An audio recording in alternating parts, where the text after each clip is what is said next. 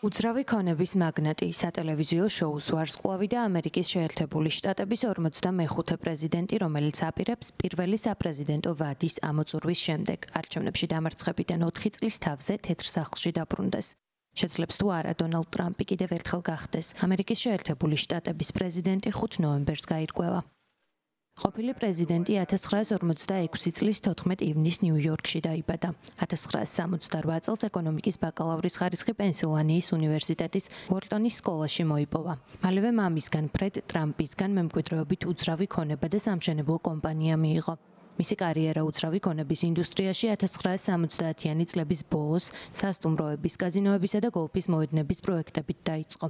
1979-83 წლებში მან ტრამპ თაუერი ააშენა, რაც ტრამპის უძრავი ქონების იმპერიის სიმბოლოდ იქცა.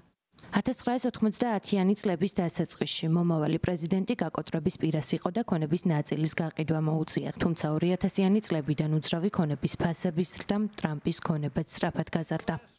დონალდ ტრამპი 1987 წელს რესპუბლიკური პარტიის წევრი გახდა. 1999 წელს კი რეფორმების პარტიაში გადავიდა. უკვე ძალიან წარმატებულმა ბიზნესმენმა 2000 წლის საპრეზიდენტო არჩევნებში მონაწილეობა სცადა, თუმცა საბოლოოდ კანდიდატურის მოხსნა გადაწყვიტა. 2016 წელს ტრამპმა საპრეზიდენტო რბოლაში დემოკრატი ჰილარი კლინტონი დაამარცხა და ოვალური კაბინეტი 4 წლით დაიკავა. ტრამპის საარჩევნო კამპანიამ მედიისა და საერთაშორისო საზოგადოების უპრეცედენტო ყურადღება მიიპყრო. ყალბიან სადავო აღმოჩნდა არაერთი განცხადება, რომელიც მომავალმა პრეზიდენტმა კამპანიის მიმდინარეობისას გააკეთა. უკვე პრეზიდენტობისას კი იგი ამერიკის შეერთებული შტატების ერთადერთ პრეზიდენტად იქცა, რომელსაც იმპიჩმენტი ორჯერ გამოუცხადეს. 2020 წელს სენატმა ტრამპს სამსახურებრივი უფლებამოსილების ბოროტად გამოყენება და მართლმსაჯულებისთვის ხელის შეშლა. 2021 წელს კი ამბოხის წაქეზება დასდო ბრალად.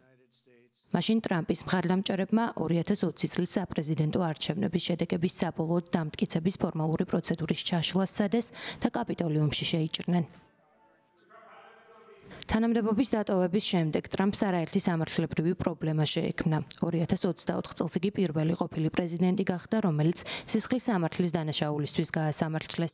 მას ფინანსური დოკუმენტების გაყალბებას ედავებოდნენ. ნიუ-იორკის ნაფიც მსაჯულთა სასამართლომ დონალდ ტრამპი 34-ვე ბრალდებაში დამნაშავედ ცნო, თუმცა თავად ტრამპი თავს უდანაშაულოდ მიიჩნევდა. უკვე 2024 წლის საარჩევნო კამპანიის ფარგლებში პენსილვანიაში გამართულ ღონისძიებაზე დონალდ ტრამპს 20 წლის რესპუბლიკელების ამომრჩევლად რეგისტრირებულმა მეთიუ კრუქსმა ცეცხლსასროლი იარაღიდან ესროლა. შემთხვევის შედეგად ერთი პირი გარდაიცვალა, სერიოზულად არ დაშავებულა თავად ტრამპი.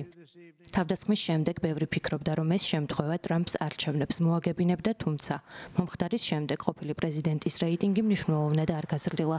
არჩევნებამდე რამდენიმე დღით ადრე კი რესპუბლიკელი და დემოკრატი საპრეზიდენტო კანდიდატების რეიტინგი თითქმის დანაბარია.